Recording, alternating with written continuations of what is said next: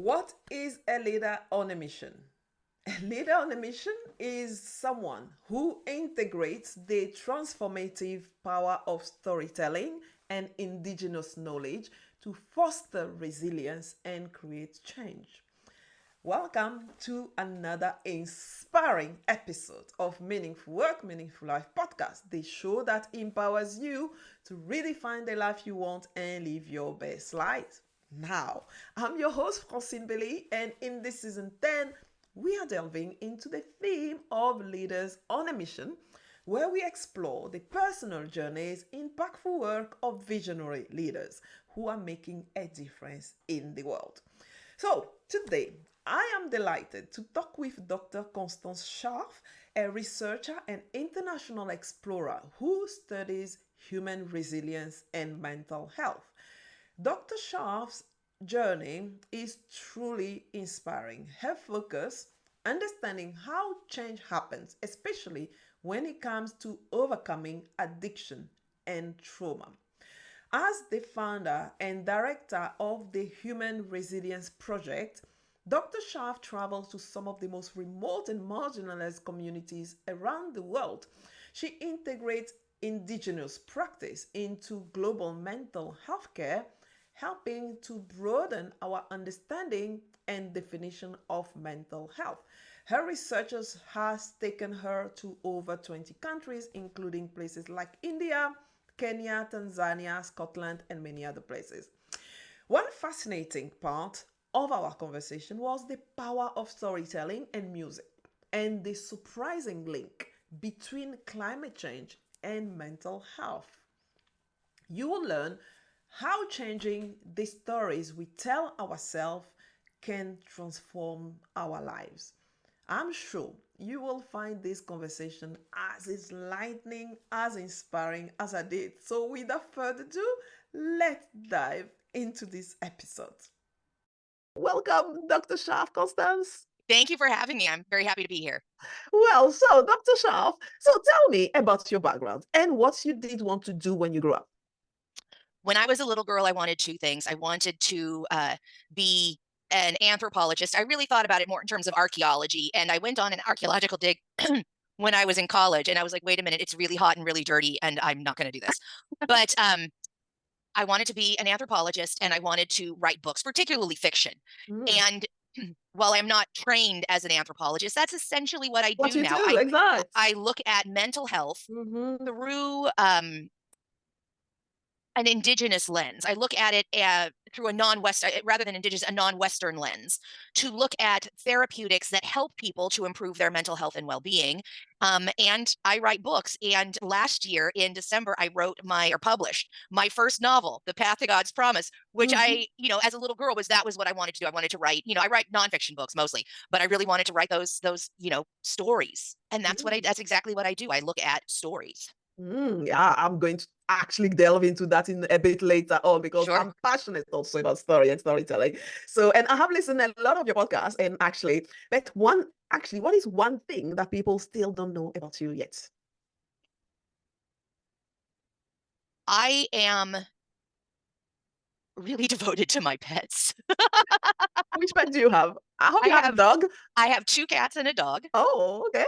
And I really would like, in a lot of ways, my life revolves around them. I care about, I wouldn't say excessively, but I really care about what happens to them and that they have a really good life and so on and so forth. And people are like, so are you a crazy cat lady? And I was like, I don't know that I get to that level, but my pets are very important to me. Wow. How do you keep them when you travel? Do you take them with you or? No. So I have someone who comes and stays with the cats, Okay. and then my dog goes and lives with his auntie. Yeah, okay. Who he absolutely adores. Okay. And they take him in. I saw pictures of him in the cart at Walmart, and they took him to a basketball game, like a live basketball game. I'm like, dude, like you totally like live better than I do. But I was not feeling well the other day, and I didn't feel up to taking him for a walk, and so I called a friend who came over and took him for like, you don't miss your walk because I don't feel good, Yeah, yeah. So it's that kind of thing. But yeah, no, no, Um, they don't go with me. go. No, Okay. because I go places that get eaten. I know. But I have a friend actually who lives here in London. He takes his dog everywhere. The dog have traveled the world more than any other person. The Well, you dog can goes do that. everywhere. You can do that if you're traveling. So, like Mhm. when I'm here in the US, the dog Yeah, goes with me most places. yeah, I went to a horse show to watch a friend of mine, and he came with me. yeah. But where I travel, I'm going to some of the most remote places in the Mhm. world. Mm. And if I'm in the jungles, Of course, yeah. of the I just came. You don't want the dog to No, I start can't take him barking for a little walk when there's and get caiman all all the around. lion coming from the jungle and say, "What is Exactly, happening here?" exactly. And he's like, "Don't come, mom." Woof, woof, woof. And the lion's like, yeah, No, yeah. you don't Well, I want was that. just in the Amazon in October Ah. and working with some people out there, and yeah, we went caiman watching at Ooh. dusk, and I was like, Uh-uh. "Is that Yeah. smart? Like, why are we doing this?" But my team wanted. They're like, "Can we go?" And I'm like, "Oh gosh, My okay." gosh. Wow. Yeah. Those are the kind of things that you get up to. Well, that's wonderful. Yeah, yeah, yeah, yeah, yeah. Tell me, what is this human resilience project? So what did you learn actually about, those remote and marginalized communities actually that you kind of, go and study or, how they deal also with adversity? Tell me more about that. Sure. So I come, let me back up a little. I got my PhD in the field of transformative studies. I believe I'm the first person in the world to get a PhD in the field. And although subsequently, certainly many people have, it's the study of change. How does change occur? And I initially was studying Mm-hmm. addiction and trauma together. And while I was traveling to give presentations about addiction and trauma and best practices in treatment, I would go while I was traveling on brief research tours and started to see the intersection of climate change causing trauma in these remote communities. And it manifests in a lot of different ways. And while many communities are suffering, I also watched people and groups come together and rise against this impact of climate change. And so I became fascinated by that and shifted my research from addiction, which I still do to some extent, but really shifted into this. And so that has led me to go on these expeditions, to travel the world, to go to these remote communities, because what we find is that people who live remotely, whether it's in remote parts of Canada or Greenland or Madagascar, anyone who lives out really doesn't generally have much voice in how to respond to mental health problems. So, Indigenous peoples and Mm-hmm. groups are very, very often not included in the conversation about what happens with their lives. And I was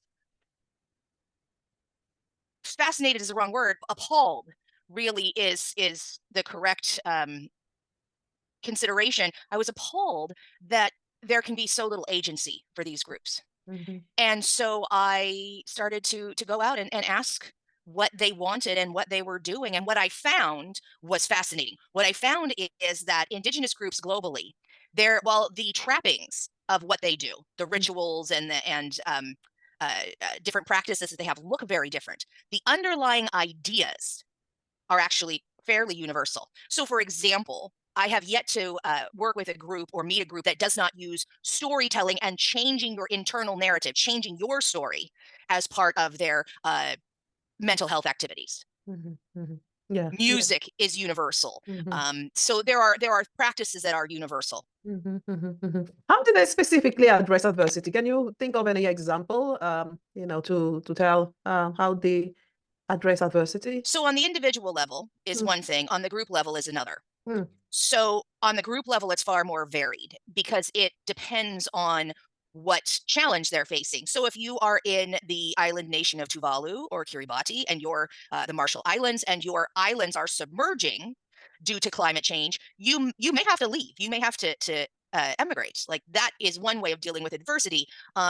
If you are dealing with lack of access to food, which we see because of climate change, then how do you change your farming practices, your herding practices? Is there reforestation? The Great Green Wall that's being built across Africa is one way of dealing with. So those things change. Individually, however, there is far less variation in terms of successfully dealing with adversity. And I think the most prominent and perhaps most important is changing that internal narrative. So, what I say about myself and how I view my agency in the world matters.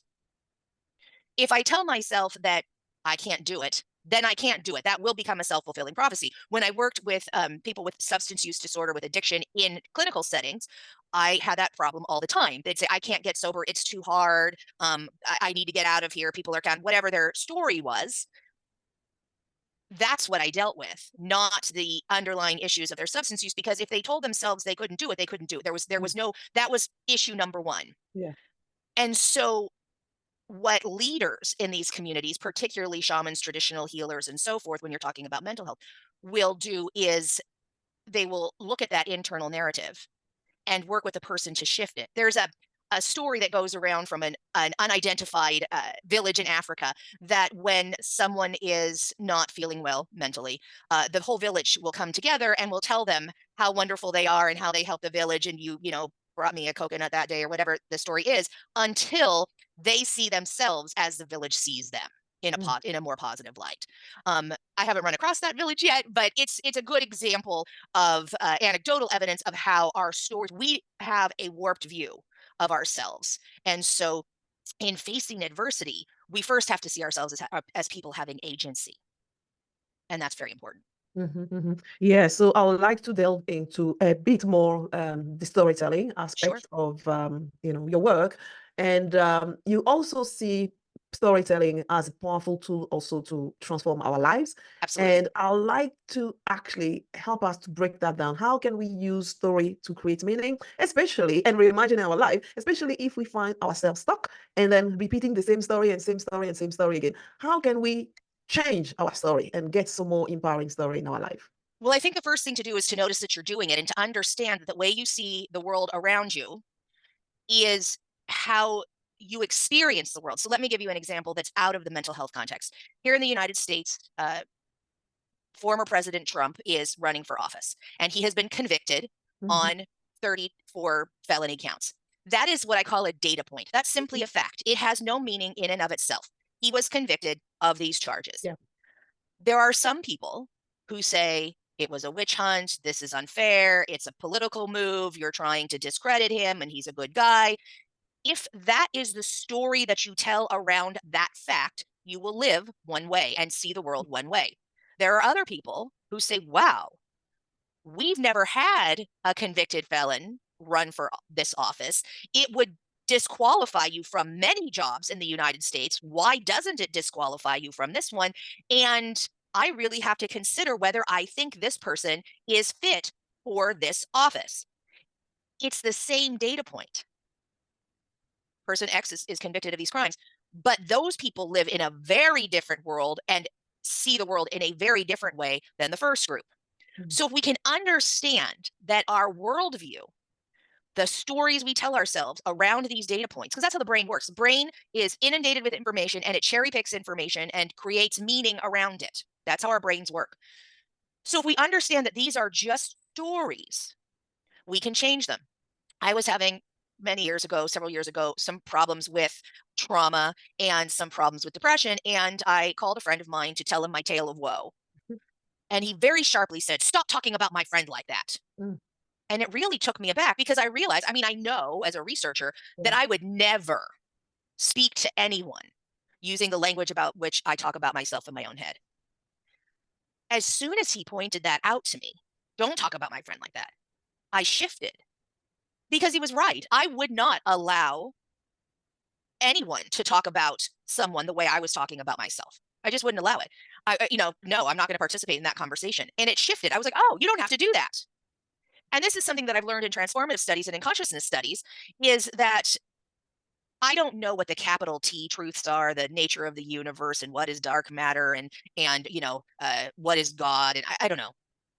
But I do know what I call little T truths. I do know what is true enough for me to shift on. And one of the things I can shift on is this little T truth of, I don't have to talk about myself in that way. And that literally changes my life. Because if I don't have this internal dialogue telling me what, garbage I am going all day long, then that doesn't get me down. Yeah, really powerful. Really, really powerful. Back to the Donald Trump story. Okay. When as you say, that of course there are two people thinking differently, but there is a fact, right? That somebody has been convicted on a 31 or 30, how many 34, counts? yeah. 34 counts. And in a normal job, you won't be able to apply with these things. So why do you think then that he's able to apply for the highest position in the United States? Well, I can tell you, because it's not precluded. There is nothing in writing in our Constitution or other documents that says you may not hold this post. That's Really? number If one. you're No. convicted, you can just, but you cannot apply for a bank or going and work for another company, but you can still Well, run for presidency. yeah, it's just not written. The other part that I think, bears out is this ardent belief. Now, I do not see truth in this, but there is an ardent belief that this was a political move and that he isn't in fact guilty, that this was just politics, a wrongful conviction. Now, again, I don't believe that's true, but if you believe that people can be wrongfully convicted, and you believe the story that the Department of Justice or the state of New York or whoever is coming after him at the particular moment is creating, manufacturing evidence, it's possible. I don't think it's the case, but it's possible. And that's where people come to this conclusion. Yeah, I get that. I get that. So now let's go back to the storytelling because I'm fascinating to really go inside. So if actually we are stuck somewhere, how can we then finally, you know, use this? Or first of all, as you say, first of all, you have to realize that you are telling yourself some disempowering story, right? To be Yes. able to create a new one. Let's suppose that you now finally understand that, yes, you may have perhaps the story that you are creating is not helping you.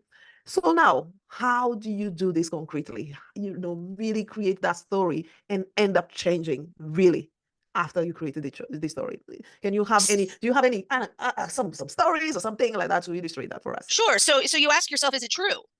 There is something called the work. And the idea in that is to challenge the stories that we tell ourselves. And so you can ask yourself, is that true? And usually it is not some sort of indisputable fact. Okay. It's usually some sort of shade of gray opinion. So it's not the story that you're telling yourself is not a data point. There is a sky, but that doesn't give you any meaning. The fact that there is a sky doesn't motivate you to do or not do anything. Is that sky over an earth that is flat?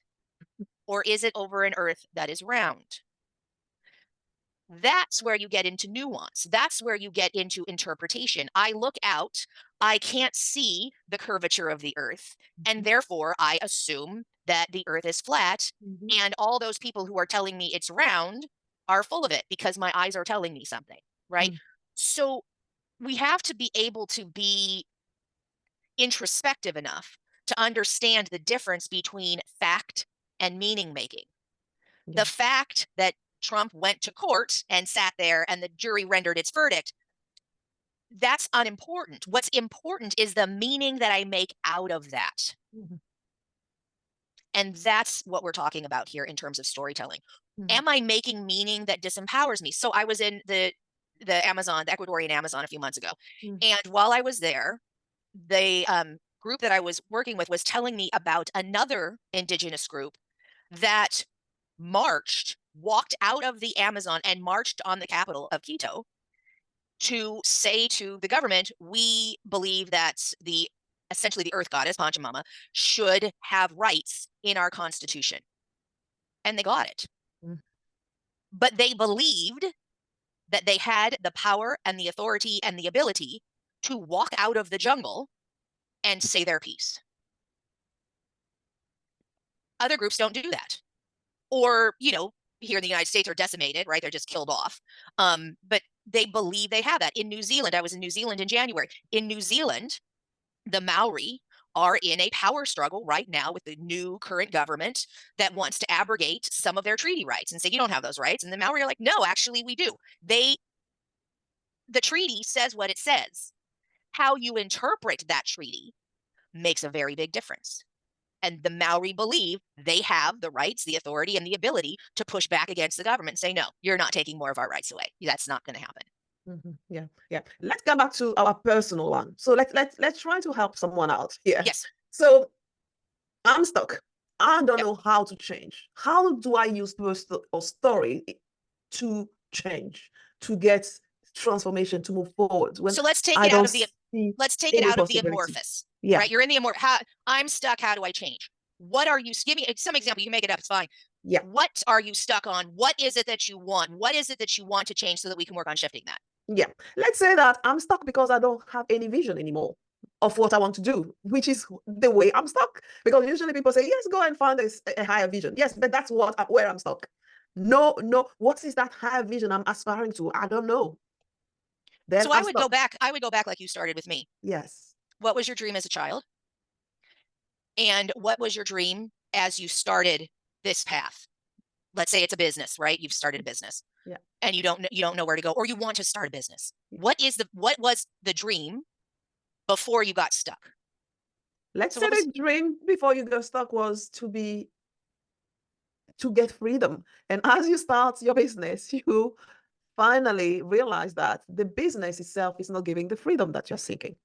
So I would first of all suggest that you get a business mentor, because anyone who thinks they get freedom from starting a business is a fool, and hasn't done their homework. Because if you start your own business, you are not getting freedom to come home and eat chips after work. You are working all the time. But in addition, from that sort of snarkiness, what is it that you want freedom for? What is it that you want freedom to do? Is it freedom just to work on your own project all the time? Is it actual free time that you're looking for? Because there may be better ways to get that. And if it is free time, is it because you want to go and live on the beach in the Bahamas? Because if that's the dream, Mm. I want revenue coming in so that I can live on a beach in the Bahamas. Mm-hmm. Why don't we have you buy or build a restaurant or bar or dance club or fishing tour company or something else on a beach in the Bahamas, so that that's what you're doing? Because these ideas, this is where people get, stuck, Yeah. is in these amorphous ideas of, I want it to be different. Mm-hmm. I want freedom. I don't have a vision of the future. Sure you do. I want freedom to be on a beach in the Bahamas, but I bought a house with a really big mortgage. Mm-hmm. Inflation has skyrocketed the cost of everything. And even though inflation's down, those prices aren't going back to what they used to be. Eggs are still now the cost of eggs, right? And so I have fear. I have what I see as commitments. I don't necessarily want to change my lifestyle. I just want this magic money to come from somewhere, so then I can just afford to be what I see as a rich person living on the beach. Those are the entanglements. Those are the stories. Those are the stories that we're telling ourselves that we're not even aware of. Yeah. And so that's why I say we have to drill down into what's real. I could get a job. I currently work for myself. I could get a job. But what's important to me, it would be nice to have a job, and medical insurance is here, is tied to, in the United States, is tied to your work. And it would be nice to have that steady income and all of those things. But I love the research that I do. Mm. And I have yet to find a salaried position that would pay me to do what I'm doing now. Mm. So I take the risk Mm-hmm. because this is so important to me. And then at some point, if it doesn't work out and I, don't have, a place to stay or don't have means to buy food, well, then I might have to do something different. But right now, when I take the risk, the path opens to me because I'm honest with myself about what it is I want. And I tell myself the story, it's possible. And today it's possible. Tomorrow, I don't know. Yeah. The other part is I do the footwork. See, people who are stuck stop working because they haven't been able to identify, as you said, the vision. I don't have vision anymore. They haven't been able to identify that vision for themselves. Mm-hmm. Yeah. And so we have to go back to, what is it that you want? Listen, I don't believe in magic hocus pocus. It just comes into being. You can just believe it and it will come. I am not a follow your passion and the money will follow. I don't know. There are lots of things I like to do that I don't have the talent for, or it's not the right time in my life. Listen, the Olympics are starting today. Mm-hmm. I can manifest and meditate and dream all I want. I am not going to become a gold medal Olympic gymnast ever. Certainly not for the United States. You know who is going to have a good shot at that? Simone Biles. What is that? Simone Biles is arguably the best gymnast in the world Okay. ever. Mm-hmm. It happens to be an American, and she's going to go win it for us. But the closest I'm going to get to an Olympic gold medal in gymnastics is watching Simone Biles do it. That's what I'm going to get. So I'm not saying that if you change your story, anything is possible. But what Yeah. I am saying is that by changing your story, a whole lot more is possible, because a lot of what we want, we really can achieve. I really have been able for many years to be involved in this research that I'm involved with because I do the footwork to go after it, and it's within my realm of talent. Yeah. Mm-hmm.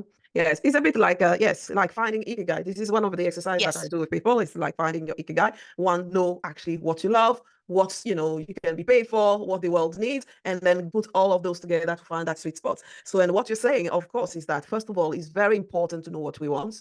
And if we don't know that, let's go and find what we want, because that's the first point, right? Because if we don't know what we want, chances that we get there is, impossible. Let's say that I'm here in London, I get on the tube, and I have no clue if I'm going anywhere. I just, sat on the tube, and then it keep going, going, going. Where do I get off if I don't have an idea of where I'm going? Yeah. Well, and I think a lot of people are not prepared for how long the process The is. journey, exactly. There can be some delay. There can be some engineering works. All the time, all the time. I write books, and my novel that came out in October, it took me 10 years to write it. Yeah, I I had believe to you. rewrite it twice. Yeah, I I work believe with you. editors. Then it goes to the publishing house. The publishing house does what it does. It took so long to get a cover that I liked. I told them what I wanted in a cover, and then they sent me this thing. I don't even know what I was like. It looked like a serial killer, literally like a serial killer on the front with like a hoodie, and I'm like, it's a book about spiritual growth, and you sent me a serial killer. Like, really? And I was just like, it shouldn't have taken so long, right? Is my story. No, it takes what it takes. It takes a long time to publish a book, That's true. It right? always take And longer than you want, actually, in all cases. in all cases. And you don't get your first royalty check a week after it comes out. Even if you sold 1 million copies the first day, which I didn't, Mm, but let's say you did, mm. your royalty check, it might come 9 months later, it might Ah, come a year later. You get paid, depending on your publishing house, once or twice a year. Again, doesn't matter how much money you're making, you get paid once or twice a year. If you make this is not overnight. mm. It's not overnight. And people don't understand that, because we have the manifestors, the secret, well, it can just happen, and And there's roommates, you can visualize your dreams and just do a lot of affirmations every single day. And there's yeah. a beautiful story. And a guy goes to a spiritual master, a guru, and he says, what's the truth of the world? And he said, the truth is you can change the world around you with your thoughts. Mhm. And he said, but the trick is you have to believe it. Mm. And he says, go home, and that mountain that's outside of your bathroom window, if you go and you That's so good. believe, right? And you believe that in the morning it will be moved, it will be moved. So the guy goes home and he looks out his bathroom window and he prays and he believes and he prays and he believes, and he goes to bed and he wakes up in the morning and the mountain hasn't moved. And he's like, I knew it wouldn't work. So if we truly had the power of our thoughts, could the mountain move? I don't know. I suspect it's a possibility, Mhm. but none of us Mm. has that power. So that means we have to be in process and we have to do work, because I don't believe that I have the power to make those things manifest overnight. I certainly know that my publishing house isn't going to pay me anything other than on the payment date, no matter how I manifest and believe and want things to be different, right? They have a process. They say, this is what we owe you, and this is the date you get it. And it doesn't matter what I believe or what I manifest. Mm. So what we really are doing is setting ourselves up for the best possibility of success. Yeah. Mhm. And while we certainly shouldn't, if we believe we're going to fail out of the gate, then we are going to fail. So we have to believe that success is not just possible, but likely. I can do this. I don't know what it's going to take. I don't know how I'm going to meet the right people, but I'm going to keep doing the work that I am excited about, because it's what I really have to give. See, for a paycheck, I could go pour coffees at a coffee house. But then I feel like I'm robbing the world of my gift. My gift is that I can give this information to uplift people so that you too can do what is most important to you in your life. Yeah. Mm-hmm. And Yeah. so I take that risk, and maybe I go broke tomorrow, but I don't think that's true. I think tomorrow I'm just fine and I wake up and I do the same thing over again, working myself one more step down the path. Yeah, yeah, yeah. First, know what truly you want. Two, obviously have the talent for that. Three, just know that it's not going to be tomorrow. It takes whatever time it takes. And then you have to create that empowering story and make sure that, yeah, there is a risk. As I always like to say, is that there's no free lunch. You have to pay some cost somewhere. So, and those risks, as you say, you take the risk. That means that you will be obviously rewarded by all your research. You love how, you can shape the whole agenda yourself. But yeah, the other side is that you don't know when the paycheck is going to come. Well, and So, there's yeah. also one of the things that I think a lot of people don't understand is what success actually looks like. A lot of people define it by a paycheck, especially here in the United States. It's all about the money and whatnot.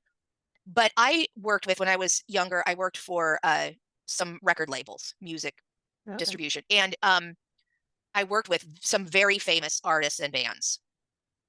And people are like, yeah, you're on stage and you're making all this money. And what I'm like, okay, so what it really looks like, even for the very successful ones, but more so for the ones who are living in their vans, right? You have 5 people living in a van because they can't afford a hotel room because they made $50 for a show between all 5 of them, you know, and you are on the road all the time.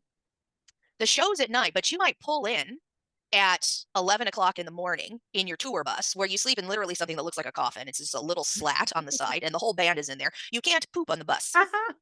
You have to wait. So how do they do that? They stop at a McDonald's. No, they do something. I won't get into it too much. They do something called hot bagging, or you have to wait. Right. But you poop in a bag and then it goes in a little garbage can. Right. Mhm, mhm, So mhm. you're on this bus, you pull in at 11 o'clock, and now all the stage people, all the roadies, all the stage people have to go do their stuff. You may, if you're very famous, you may have some interviews. You go do your radio interviews or whatever, and then you're sitting around the venue until your sound check, right? And you do your sound check. And then, especially if you are famous, you're not going anywhere because you're going to be accosted by fans. You are sitting around the backstage or your tour bus and waiting to go on. You go on, you give this performance, everybody cheers, and then you get off and get on your bus so that you can go to the next place. That's what touring looks like. It is so much sitting around and waiting and doing nothing. And people were like, yep, that's what it, or being on the road and not being able to be there when your child is born, not being able to be there for the birthday party, not being able to be there when your mother passes. You miss these things.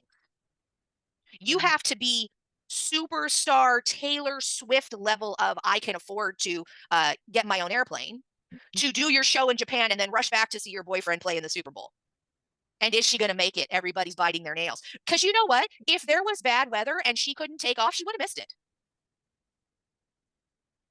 So what success looks like isn't, and I think a lot of people are not honest with themselves. I think a lot of people just want more money. Mm. And if that's truly what you want, so that things are easier financially, then that's what we should pursue. They say you can't win the lottery if you don't buy a ticket. Mhm, mhm. But winning the lottery is not really a plan for success, No. right? And that's what most people are looking, which is one reason why we sell so many lottery tickets. Okay, is that's I just want more money. See, for me, I do want more money, and the reason I want more money is because I want to do exactly what I'm doing and not Mhm, have to worry about, well, maybe someday I'll have to get a job. Oh, you'll get, well, that can be a grant, that can be a contract, that could be working at a university, that could be any number of things. mhm. Yeah, yeah.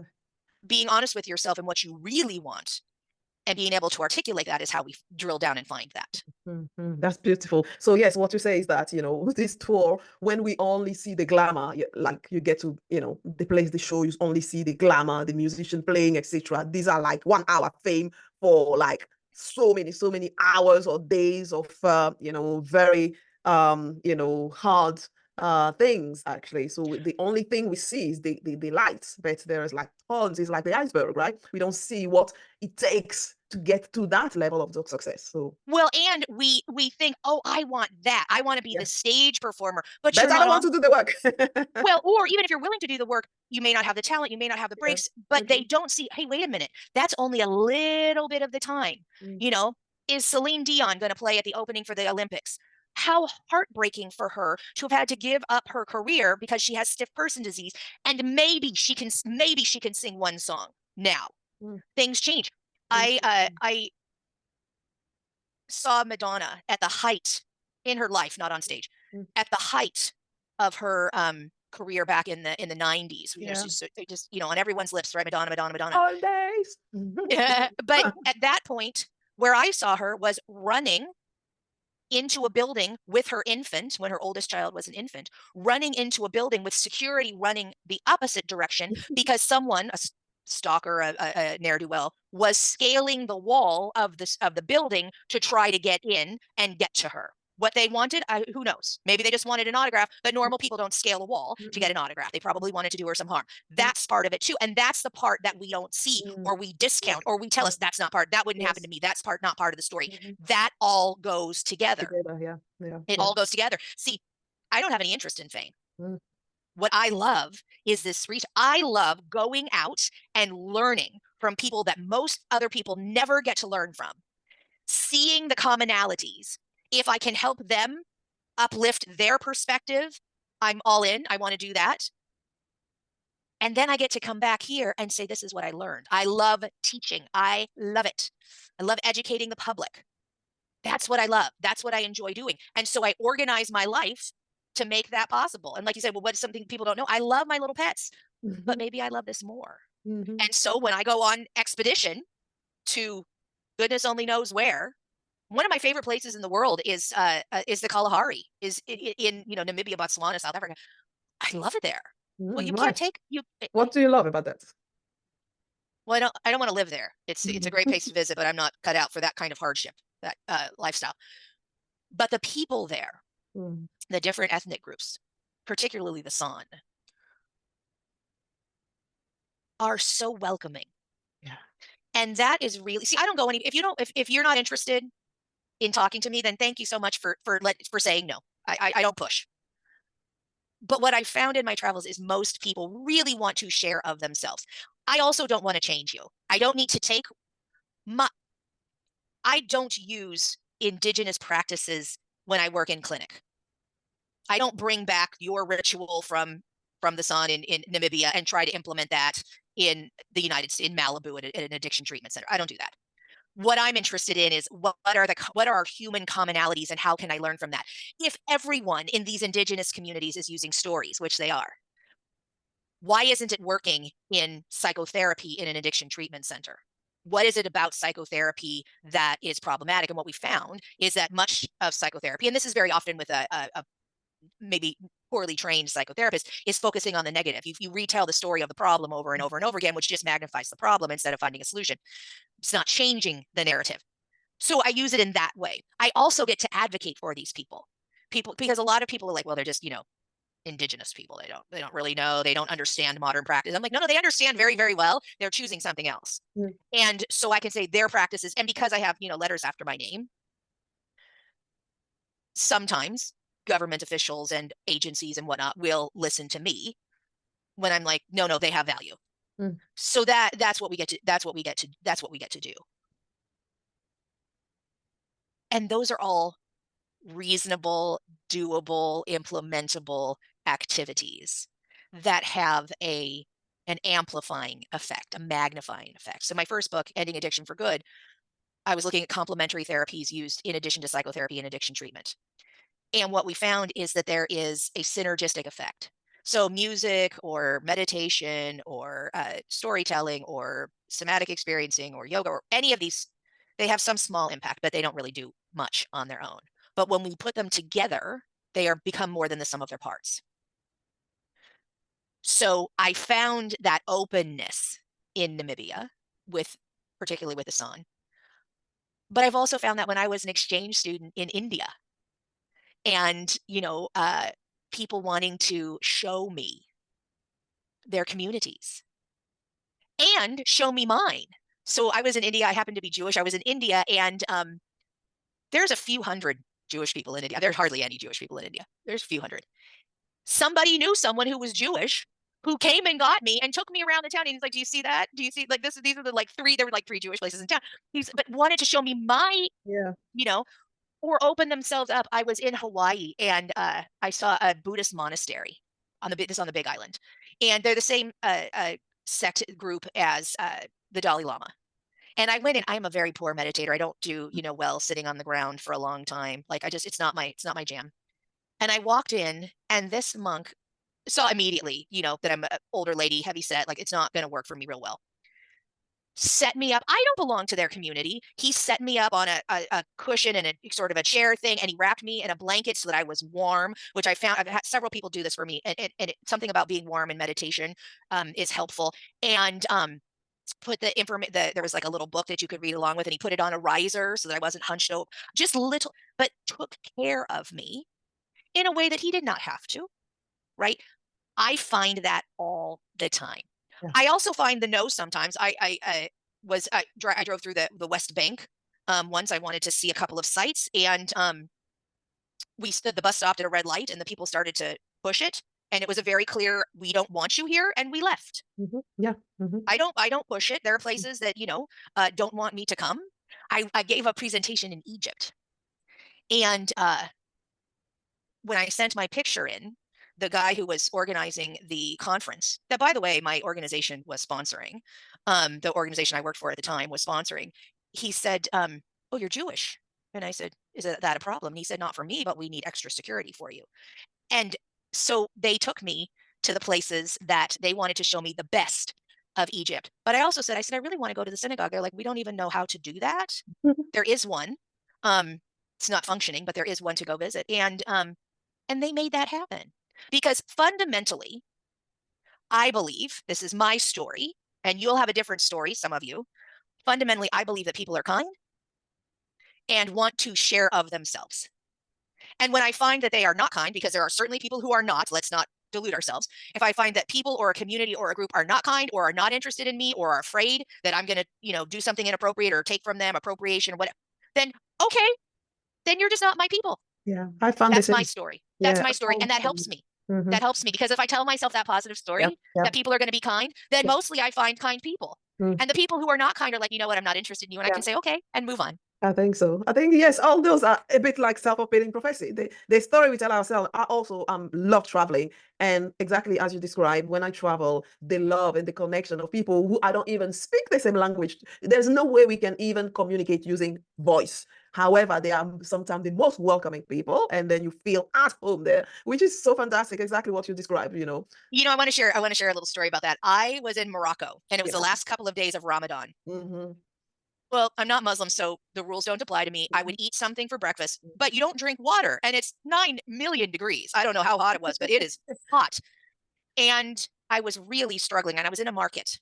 Yeah, in the there's the souk actually. Yes. Yeah, So I'm in the market, yeah. and Well, you in I'm Marrakesh? Is in Marrakesh, right? this was in Oh, Fez. okay. So, oh This my was in gosh, Fez. yes. Even Yes. yes, they have biggest one. Yeah. Mm-hmm. So I'm in the market, and I'm walking down the street, and I mean, I am struggling. And this man runs out of his shop. It's like a cafe, like, or a coffee shop or something, but there's no one there. He's just, sitting there by himself. And he runs out, and I had an interpreter with me. And he said to the interpreter, he said, "Bring her here. I want to give her some water. I want to give her something to drink." And I said, "No, it's okay. It's Ramadan." And he said, "No." And he gave me a water, he gave me a soda. I sat there where there was a fan blowing. And I said, "It's very kind of you." And I offered to pay. Of course, he wouldn't take any money. And he said, "It's just, you're struggling. Like, of course, I want you to drink." I then went on to another shop where I was looking at a carpet. I wanted to buy a carpet. Actually, I'm sitting on top of it now. And the guy put me immediately under the air conditioner and shouted. He spoke English, but he shouted, "Water, tea, refreshments." And I was like, "No, no, no, it's Ramadan. I'm okay." And he looked me right in the eye, got really close to me, and he said, "It's very bad if you die in my shop.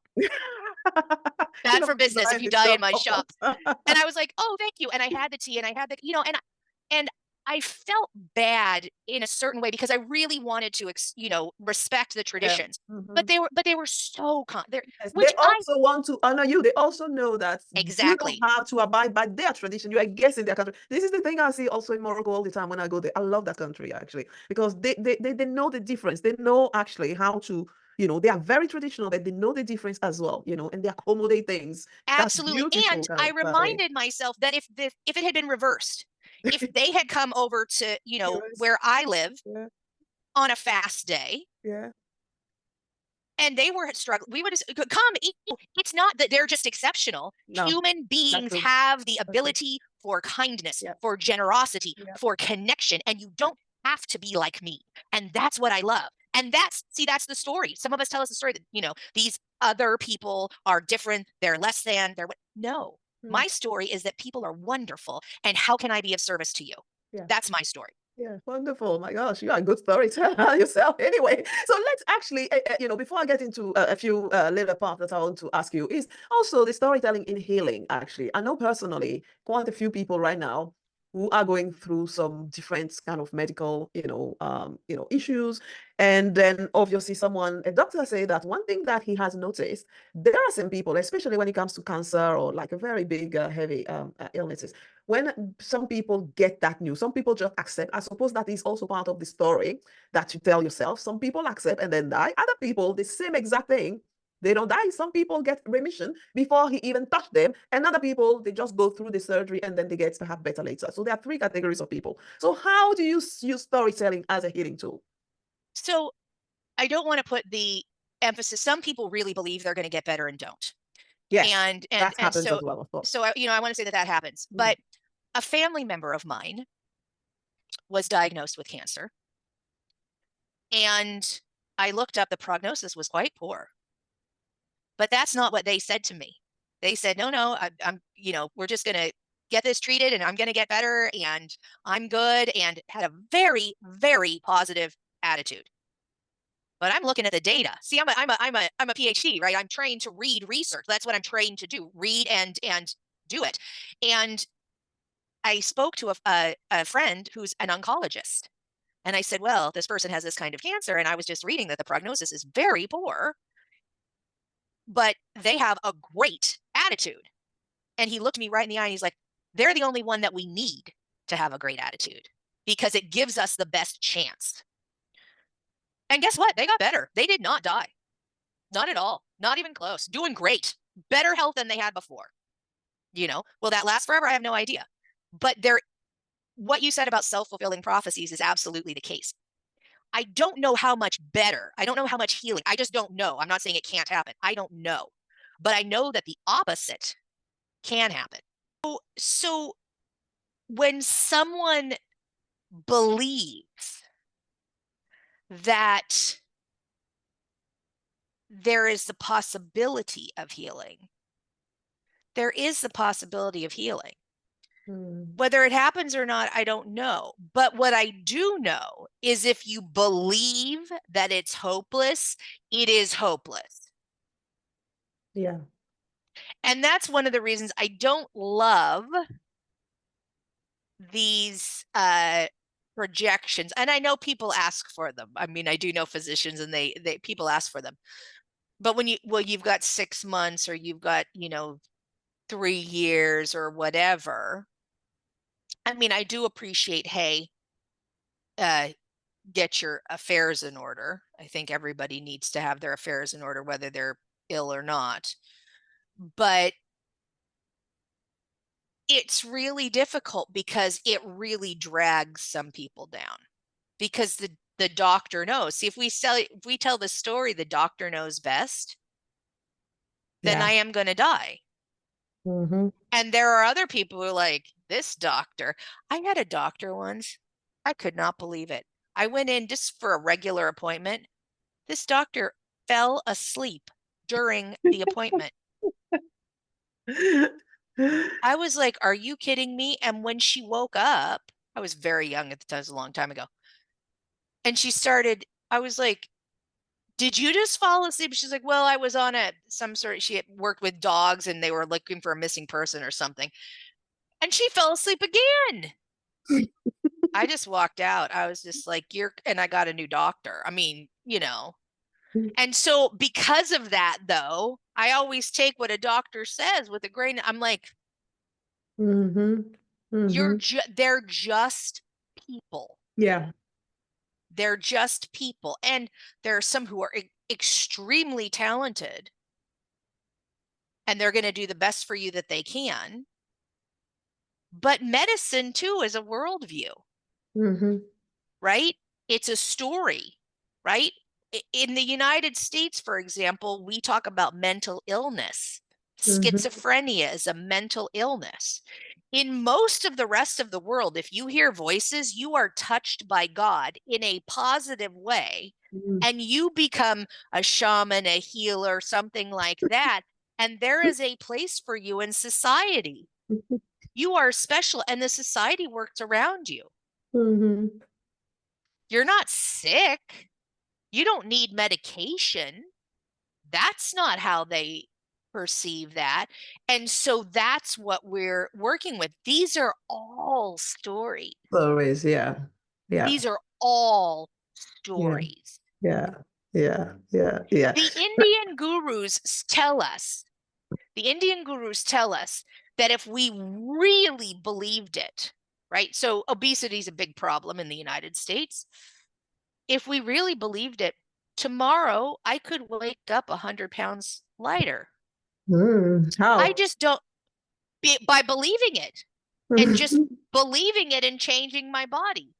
Well, I don't know if they're full of it or I just don't believe it, but I don't believe it. You haven't believed enough. I don't believe it.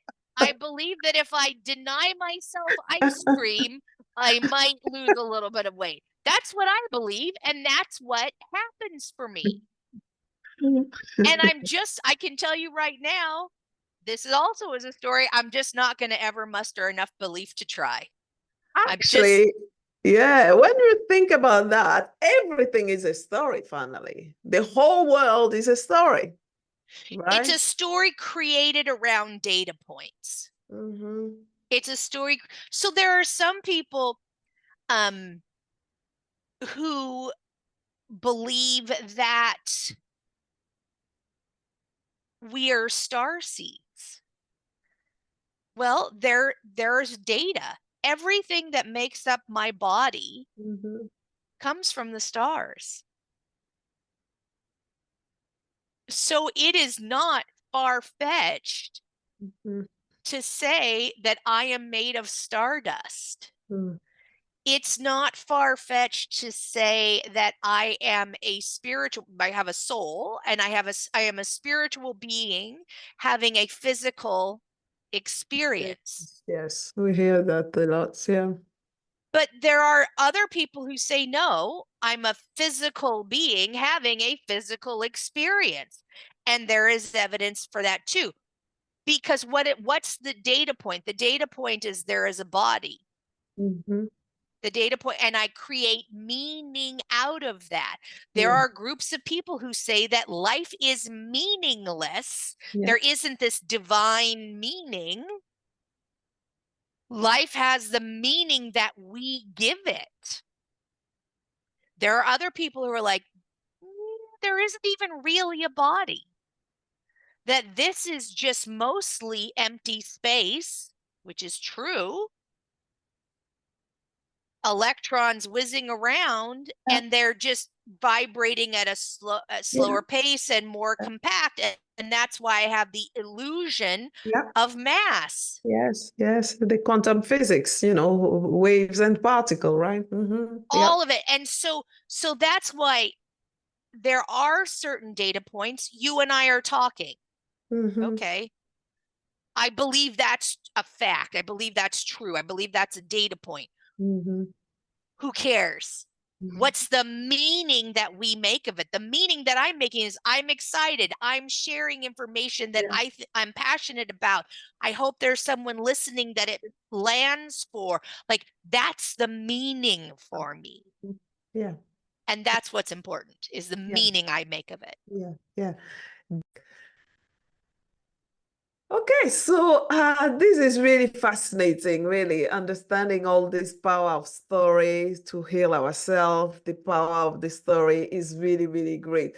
So you also talk about music as well Yeah. as a healing tool. Just tell us a little bit more about, how, therapeutic power of music actually and how So you I, use that. yeah, I wrote a book, Music as the Catalyst for Human Transformation. It's called Rock to Recovery.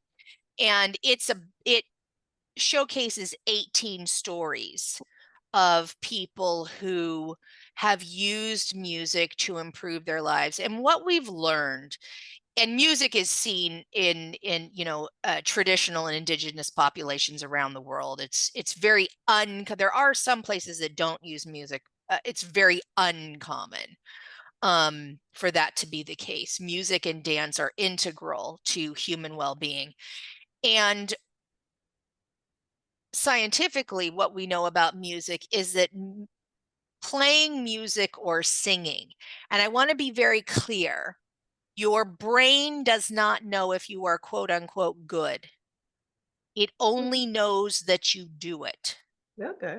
So you could hum, you could be absolutely tone deaf. It does not matter.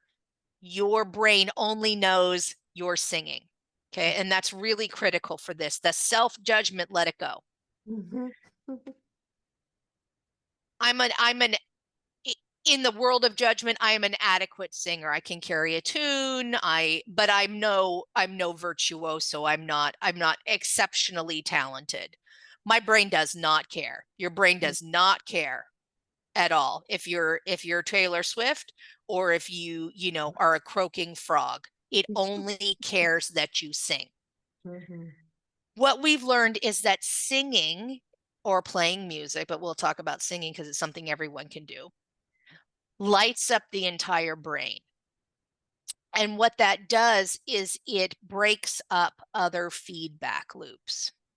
So I work in the with addiction and trauma, and the problem with addiction isn't actually the substance. The problem is that you're thinking about it. You get caught in what we call feedback loops, right? So I'm thinking about where I'm going to get my next drink, and then I go and get my next drink, and then I drink it and I'm drunk, and then I'm thinking about my next drink again. If the drink was the problem, when I detoxed you, when we remove drinking, you should get better, right? If you get bit by a snake and we give you anti-venom, you immediately get better because the venom is the problem. That's not the case with substance abuse or with any form of addiction. When we remove the drugs or alcohol in this case, the people get worse. They get more fragile psychologically. They get worse. So the problem isn't just, not that the substance isn't a problem, but it is not the root problem. The root problem is psychological. So I'm thinking about drinking all the time. That's what relapse is I've got to get it. I got to get it. I got to get it. I got to get it. And that's when we go and get it. Music breaks that up. It fires the entire brain at the same time. It also dumps serotonin, oxytocin, and dopamine. Now, in addiction, this is very interesting because people have been self-medicating, and so their brains aren't producing these chemicals in appropriate ways. So they're down here in the basement. They start singing and it pops up to here. They get a natural high. Now, let's say you and I have normal brain chemistry. We're sort of here. We sing, it's going to pop up to here, but it's enough to notice that you will feel better. So if you're having a bad day and you're stuck in traffic and you do your own carpool karaoke and sing along to your favorite song that comes on the radio, you feel better. Mm. You feel better. That's actually a neurochemical response. And so what we do in clinical settings with music is we capitalize on that neurological response and neurochemical response. So that, for example, if you get high, a natural high from singing, people stay in treatment longer. They want to engage in the treatment process.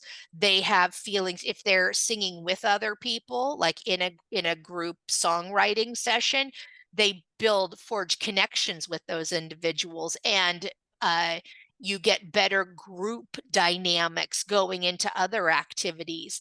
If you're doing songwriting, sometimes things that people share writing songs are not things they can talk about in the psychotherapeutic process. So we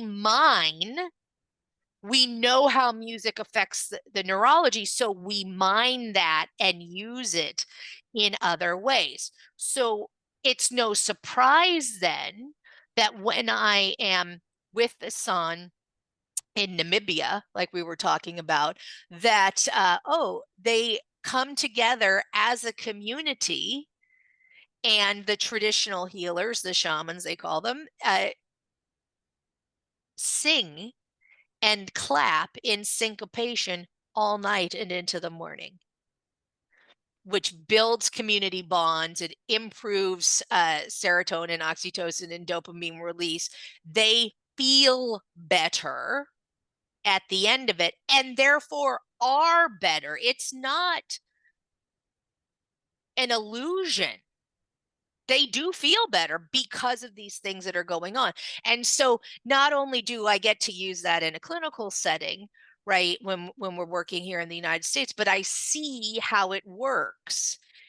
And people will say, will say to me, why does it work? And I was like, well, there's the belief, the story that coming together as a community is how we survive and how we thrive. And also, there's a neurological thing happening at the same time. So in Kenya, there's in the north, in Samburu, there's a story of, there was a rinderpest. It's a cattle disease that wiped out almost nearly 100% of the cattle. And these people, they drink the milk, is the number one, milk and blood, it's the number one resource for them. And so the community is all ready to die, and they had one gourd of milk left, and everybody got to put their toothbrush stick, so like just a stick, right, and suck on the end of it, and then that would be enough. Everyone would get one suck of milk and then either live or die, right? Well, somebody said, to hell with that, grabbed the gourd and drank it all himself. He said, I'm gonna live, and drank all the milk. Well, guess what? He died and everybody else lived. Why? Because they believe that as a community, they rise or fall together. That's the story that they tell. So then if that is the story that you believe, we rise or fall together, then it's no surprise that people act in the public interest. The worst thing that you can do there is not murder. The worst thing you can do there is lie. Don't tell someone that the pastures are good or the water is good 13 miles down the road when you know it's not, because you're killing them. You don't lie. Yeah. I was up on a mountain. I wanted to come down, and they said, okay, well, the whole group will come down. I said, I'm not going to do that to my group. And they're like, okay, well, then we're going to stay, that it's your choice. Yeah. We do everything together. Mm-hmm. That's their story. If we go back to the singing aspect, what would be prescribing? Would you prescribe, as preventative, perhaps, medicine? Is it like when you wake up, you sing in morning, 5 minutes, 10 minutes, or how can we use that in our daily life then? So one of the things that I've seen research about, I have not done this myself. I have seen research on humming. And there are old stories that 75, 100 years ago, our great grandmothers would hum or sing while they worked. Yes. They do that in Africa actually a lot. All Yeah. the time, So, all the time, all the when time. someone is Um, watching thing, anything, yeah. Mhm. and so, well, and one of the things in Africa is you mentioned washing.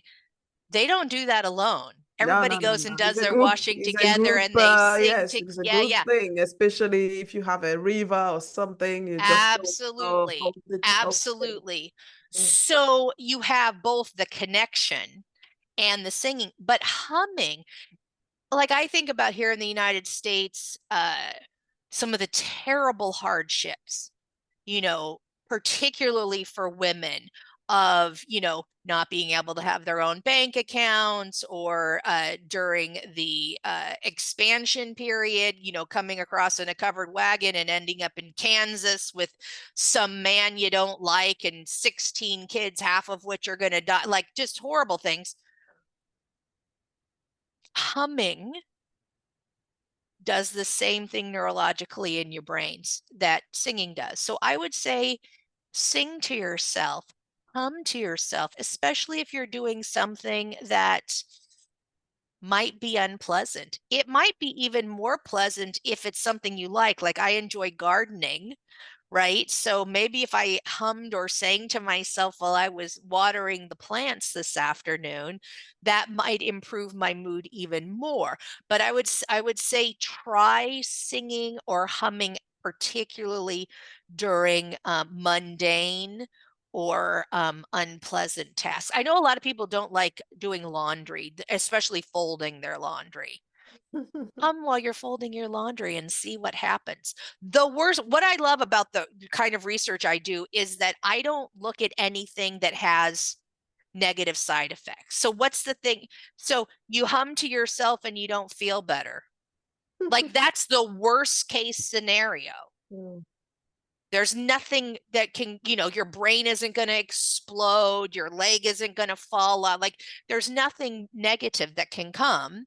So give it a try and see what happens. Mhm. So there's a difference between singing and listening to music, right? So There this is a is not huge the difference, and same, right? listening to Yeah. music does not do the same things. Now, there are Yeah. some very interesting things that happen when we listen to music Yeah. Hmm. that can help us to process emotion. So there's some studies in the 80s, there was a big push against heavy metal music and hard rock, and said, that music is evil and it makes people angry. And what they found, research is interesting. What they found was actually the opposite, that people who listen to very quote unquote angry sorts of heavy metal hard rock music actually process those feelings better because they get it out through the music. People who, when they're sad, like to listen to sad music. It processes that. We've also seen with people who have Alzheimer's, dementia, cognitive problems of that nature, elderly people in particular, that if you play them music from their youth, not only will they remember that music, they'll recognize it, but they also will start to recognize people around them for a short period, but for a period of time. I saw a beautiful video quite recently of this phenomenon of a woman who had been a ballerina. Now she's in her mid 90s, does not recognize most of the people around her, sometimes does not know her own identity, but they played music that she had danced to in her youth, 17, 18, 19 years old, in that range. And she immediately started doing the hand motion from her chair. And she perked up and her posture improved and she started to engage with the world around her. So listening to music, I do not want to discount it at all, but it does something different. Okay. It doesn't fire the whole brain in the same way, and it doesn't give us the dump of the brain chemicals that makes us feel good in the way that singing and does. Yeah, okay. So, and then there is also something that I wanted to touch that you have seen with your research, where you say that there is an important link between climate change and mental health. I want to check actually what that is actually. So this is fascinating to me.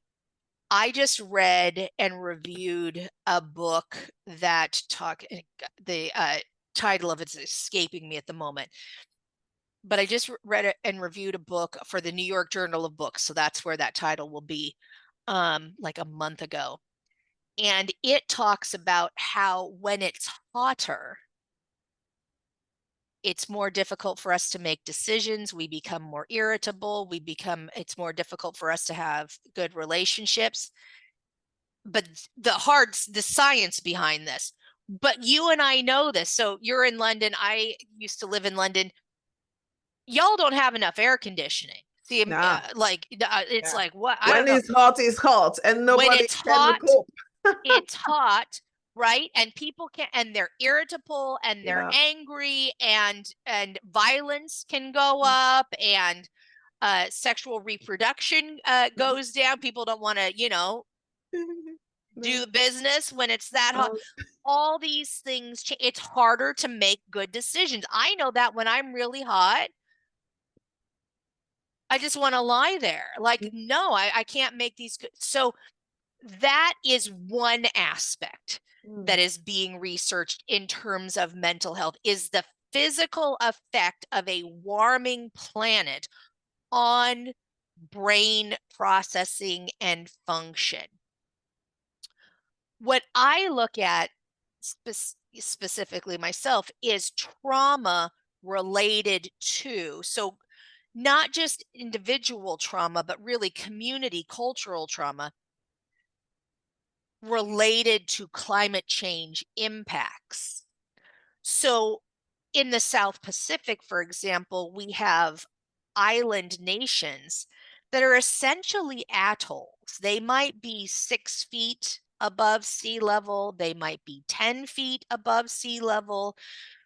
That's not sustainable. We have whole island nations that will be submerged in the very near future if there are not drastic changes. So what does that do to a community? So for example, Tuvalu is probably one of the first nations to be submerged. Kiribati also will probably be one of the first nations to be submerged. Tuvalu has been accepted by New Zealand. New Zealand says, we'll take you, whole population. And I believe they've created a climate change refugee visa. They have taken about a quarter of the population at this point, I believe. But the people of Tuvalu said, well, wait a minute. They want to put, and the Kiwis want to put them on the South Island because there's a lot of room down there. But the South Island is cold. It's like Scotland. It's cold. Tuvalu is a tropical nation. They're like, well, thank you. We don't want to drown. So thank you. Land is good. But We how don't are we freeze either. how are we going to maintain our culture? Yeah. We have a Exactly. I'm sure they don't wear anything. They're not going to start wearing coats and all those fur and all those things, right. right? And so, but the government of New Zealand was they're like, but you'll become Kiwi. See, we that's an assimilative culture, right? The United States, Canada, Australia, New Zealand, these are assimilating cultures. You will become one of us. And they're like, not really. No, thank you. That's not what we're looking for. But the Maoris, who were about a third of the population of New Zealand, the Maoris heard them. First of all, the Northern Island is not quite as hot, but close. So the Maoris, who mostly live now at this point on the Northern Island, their population is much bigger there than on the Southern. They're like, oh no, we hear you. And let's have at least the conversation Let's have at least a conversation. We're seeing in some parts of sub-Saharan Africa where people are not able to feed their children. And we see rising suicide rates, particularly among men, but rising suicide rates. So people say, well, that suicide is a psychological issue. Is it? Because if we go and perform traditional psychotherapy, even with culturally, appropriate psychotherapists who speak the local language, but if we come in and try to deal with depression and suicidal ideation with Western psychotherapeutic models, we will fail. Why? Because this is my belief. This is not science. This is my perspective. I think it's appropriate to become depressed if you can't feed your children. And the issue is not depression. Depression will resolve if we can. Suicidal ideation will likely resolve if we can find a way for you to feed your children.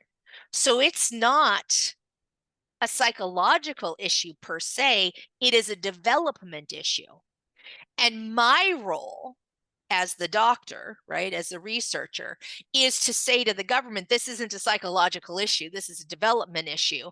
And if we want to see a decrease in suicide rates, then we have to figure out how long-term, yes, today we can bring in some food aid, but that's a Band-Aid. Long-term, how do we address this issue that this land is no longer suitable for herding? This land is no longer suitable for agriculture. And how do we maintain culture and not just move everybody to Nairobi and you live in a slum and maybe you make it, maybe you don't? So that is the other impact, and that's where I'm working, although I am fascinated about the neurological impacts. That's where I'm working is what are these changes? So we're seeing in Greenland skyrocketing suicide rates among the native population in Greenland. I suspect that probably comes from lack of opportunity, fear about, lack of resources regarding climate change related issues, as opposed to some unknown psychological stressor. I think we know the psychological stressor and that we have to look at the root cause of that. Wow, that is really eye-opening, effectively. If you don't have anything to eat and you can't feed your children, there's very much, and then you have depression. Yes, that's definitely is a big cause. Oh my gosh, yes. Okay, thank you very much for sharing that. Now we are coming to the last part of our podcast. And in this podcast, I always talk about the 3M, which is meaning, money, and movements. So, Dr. Scharff, what gives you meaning in your life? And where do you get your inspiration from? Honestly, it's this. I love learning from other people, and I love learning something that I think is useful. I think it's useful for us to understand how mental health is suppressed and how we can improve our experience of our mental health and well-being globally. And I love to teach and I love to write and I love stories. And so I get to, what I do, I get to combine all of those things. I get to teach people through storytelling how to tell better stories to create better meaning. And by better, that's your own definition in your own life. That's beautiful. Now, money. I have £1 billion to give you. Yes, thank you. What would you do with that and how would you spend your days? I wouldn't change anything about how I spend my days. I only my investment planner was like, well, what do you want to do when you retire? And I was like, people like me don't retire. At a certain point, we're physically or mentally incapable of continuing our work, but I don't want to just stop working. I would put all that money into what I'm doing right now. I would expand my research team. I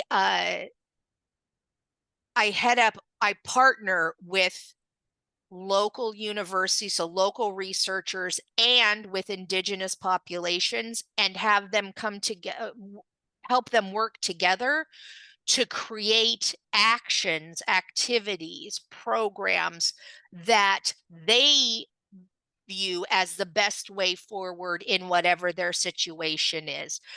I just like to be a catalyst to help put the pieces together, and then you come up with your own local priorities. So I would do exactly what I'm doing now.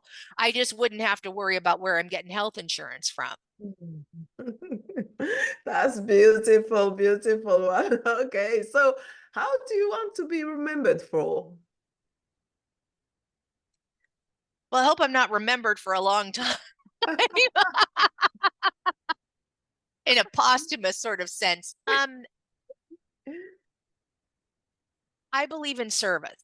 Like I to me, my life has meaning from being of service. I like to do what I can to uplift others. And I think that a lot of people suffer due to lack of access to appropriate care. They don't know what it is, they can't afford it, they don't live near it. And I think there is a lot of suffering because of a pursuit of financial gain and a stratification or marginalization or othering of people. And one thing I've learned is that people are not, I do think that there are bad people, in the sense of, I do think that there are people who are cruel, and I think that there are I've experienced people who are what we would call psychopathic, like who do not have empathy. But I can't look at another person and say, oh, you're you lack value because you are of this ethnicity or have this color skin or of this gender. Like that just doesn't work for me. I'd be much more willing to judge you for, spending, $5 million on a wedding instead of having something, uh, more subtle, right? And using that money, instead for some sort of charitable cause that you believe in. Like that's something that I would be much more willing to judge you for. And so, if there's anything I want to be known for promoting that value, that story, and for seeing the beauty in human beings and the human experience. Because everywhere I go, I'm a middle-aged, heavy-set American lady, and even though I have good camping skills and whatnot, if you put me out in the savannah, I will get eaten. Like just by myself, like I do not have the skills to survive. And everywhere I've gone, I've been treated as a guest and welcomed and shared things. When I was in Ecuador, one of the shamans was like, "You want to learn how to make ayahuasca?" Well, yes, if you'd like to show me. I'm not going to use that ever in some sort of clinical setting. But the fact that people are willing to share of themselves is something that I want everyone to know so that we can eliminate as much as possible this othering and this you're not as good and and all of that we see not only here in the United States but all around the world. Yeah, That's definitely. what I'd like to be known for. That's beautiful, beautiful, and really, that's wonderful. So now, knowing what you know now, what is your parting advice for those looking to do meaningful work and live a meaningful life? I just want to say there's hope. People are good, hardworking people with a vision are stymied because they don't believe they can do it. They believe that there are too many obstacles and there are too many systemic issues and whatever that keep them from reaching their goals. And there are people, who people who were slaves and then ran the Underground Railroad. I mean, people who have overcome and done things that I can't even imagine doing, right? There are people who go into space. You ain't shooting me out of a rocket. No how, no way. I am not doing, like, thank you for doing it, but I'm not doing it. If you want to do something, again, with very limited things that are outside, like I said, I'm not going to be the Olympic gold medalist this year in gymnastics, maybe something else, right? With very limited parameters on what's actually physically,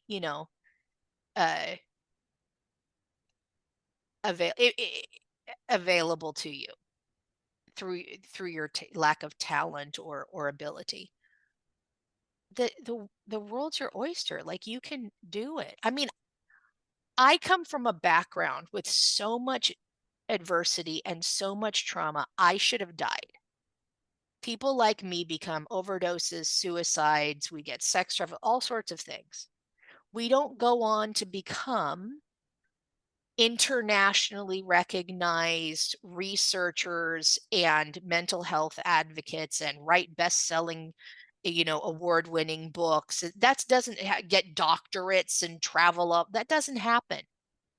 But it did because I believed that it could happen. And so that's the thing, is to just keep the faith, and whatever the obstacles are, it's not, okay, well, that stopped me. It's how do we get around that? And those are the people that we all admire, are the people who are like, how did they how did that happen?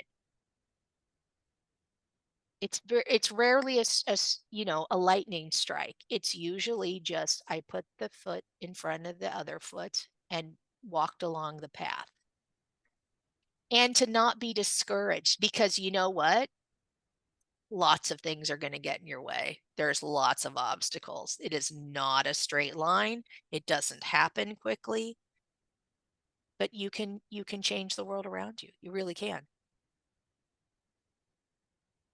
Wonderful. Those are beautiful words and advice, and as you say, words of hope for people. So how can people reach you and learn more about you and your work? So I'm on all the social medias, or you can go to constancescharff.com and find all my links, all my books, all my everything. All my books are on Amazon. But yeah, I'm just Google my name and you will find me. Wonderful. Thank you so much, Dr. Scharff, for this really insightful conversation and for the work that you're doing there. Did you like this conversation? What was your key takeaway about this episode? So let me know in the comment below, and make sure you subscribe to this podcast on your favorite podcast platform and YouTube so you don't miss any episodes. And to hear more incredible stories and get the show notes and other free resources, visit francinebeleyi.com/podcast. That's FRANCINE BELEYI.com/podcast. And I will see you next week for another episode of Meaningful Work, Meaningful Life podcast. Until then, dream, act, and make an impact. Lots of love.